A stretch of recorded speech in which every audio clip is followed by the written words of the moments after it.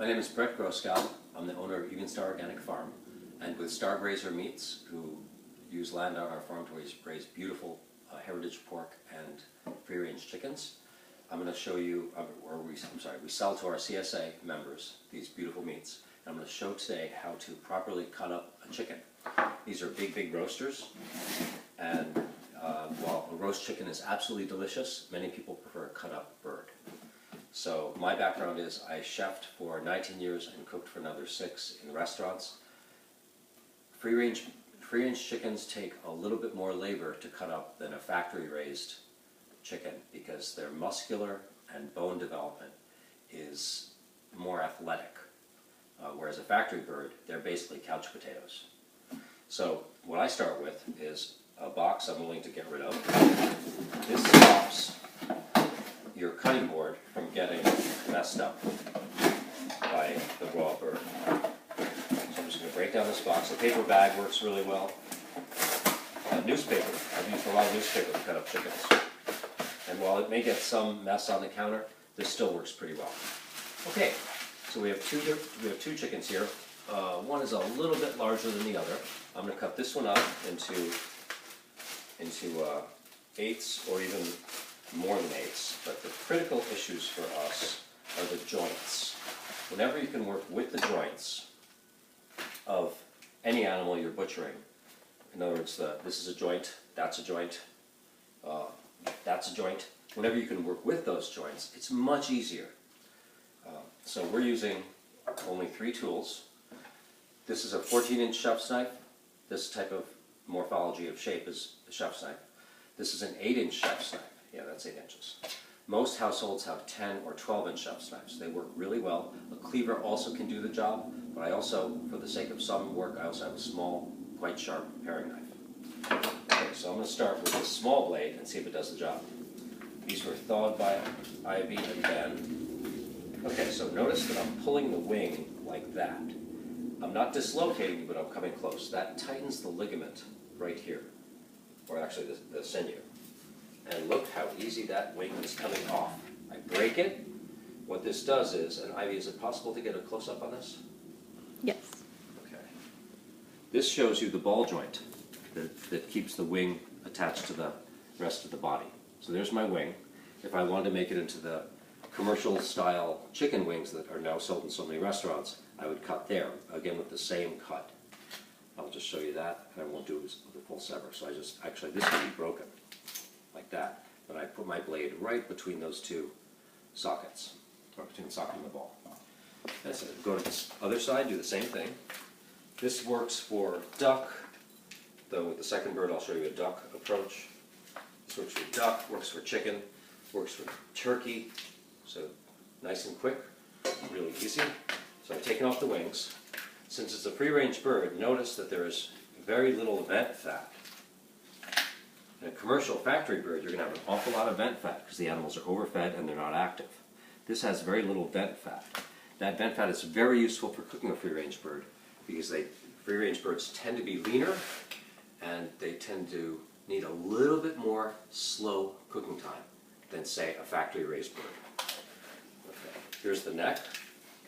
If your neck is attached, and it is not always attached, you can cut that easily. I'm going to use the back of my hand. This bird is still slightly frozen. If it were a little bit more thawed, it would be a little bit easier. That's going in there. The neck can be quite delicious. Now I do the legs. Now, notice I'm spreading the legs like this. That gives me, let me go back to my little blade, that gives me a way to cut in right here. Now again, a close-up. By doing that little incision on the skin, I've now got the internal meat exposed, including right down there, the joint. So I pull like this. If I hadn't done the incision across the skin, all the skin would have ripped in a big way. In this case, it only ripped a little. Okay, there's my ball joint. The socket's back in the hip. And I hug my blade close to the back. That preserves as much of the meat from the thigh attached to this part of the bird, to the thigh cut. If I angled it like this, I would lose some of that meat to the back. Some Americans don't eat the backs. I love backs. I like to chew on the bony bits. There, so there's my leg quarter. That's called a leg quarter. Do the same thing on this side. I pull, make a slight incision, and bend down, come in from this side. Again, notice my angled blade. And there's the joint. I'm trying to do this with a little chef's knife because that's typically what people would have in their homes. Again, a big chef's knife, if you're comfortable with knives, big is better. So there's my leg quarters. Typically, these would be severed between leg proper and thigh. So I'm going to do the same thing. I'm going to look for that joint. I know it's right there. I'm going to make an incision through both skin and bone. I'm going to bend. It cracks fairly readily. And now, again, I'm not going through bone. I'm going through the joint tissue, the ball joints and the socket joints. And they want to break off for you. They want to make life easy. Do the same thing on this one. A little bend. Notice it dislocated. On a factory bird, it would dislocate with almost no effort. That's not the meat that I'm going through. That's the other connective tissue that joins those two parts of the animal. Okay. Now the fun part. For this, I typically use a big knife. So I'm going to try to use this little knife. Again, a 10-inch or a 12-inch chef's knife would be better than this little 8-inch. So I'm going to come in like this. Here's the breast. This is the solar plexus. So this is me. This is solar plexus. Here's the back. So standing in profile like this, if I cut the bird in half like this, I have the back over here and I have the breast over here. So it's like cut like this. I'm showing you on a person because the shape of a person and the shape of a chicken is not all that different when it comes to anatomy. So now I'm going to do this cut. Now, I'm mostly going through ribs, so it's really easy to cut even with this nonsense little knife. Now I'm going to start to get towards the neck section. This part of the animal, it's a lot stronger, it's the shoulder blades. So now, I'm not going to try to force that knife to do that. I'm going to do this. Now I really would like to use a cleaver or a bigger knife. I just stare at the place. Obviously my fingers are out of the way. Okay, this is the back. Again, I love the back. If you don't love the back, you can make stock out of it and pick the meat off, which is delicious and tender. You can make stock out of it by adding some vegetables and this to water, just enough water to cover. In some regions, the backs are very sought after, just like the wings. Personally, this is what I like to eat as well as all this stuff.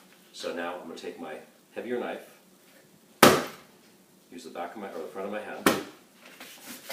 Now the back is in easy serving pieces. Okay, here's the vent fat. I'm going to save that for putting on top of the breast meat when I bake, because the breast meat is the driest. In turkeys, goose, chicken, all birds that I know of, the breast meat is usually the driest. Here's the vent fat, and actually this is not the vent fat. Yes, this is a vent fat. That's the vent fat. That's going to go on top of the breast when I put it in the oven. Now here, this is a pretty big bird. A standard factory-raised bird is much smaller. The breast, it's a smaller animal. They don't eat as well. They don't eat insects and green stuff and all the stuff that we feed our birds, so they don't get as big. Additionally, most people are intimidated by big birds instead of valuing big birds. A big chicken is a lot easier to cook because there's more insurance against overcooking.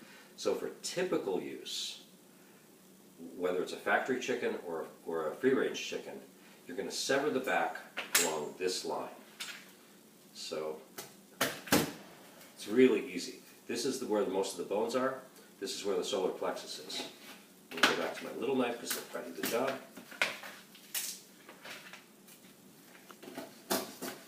Now, look over here.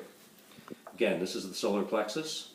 This thing that joins both halves of the rib cage. It's right there. I've severed through the bone that's closer to the back side of the bird. Now it's an easy cut. And you can see these are much bigger breasts than you'd get in the grocery store. They're not boneless yet. I'll show you that with the next bird. So to review, we've gotten 2 large breasts, 2 smaller pieces of back, thigh, 2 thighs obviously, 2 wings, legs, a neck which is sometimes included, sometimes not, and the very valuable fat to keep your bird from overcooking if you're going to bake it.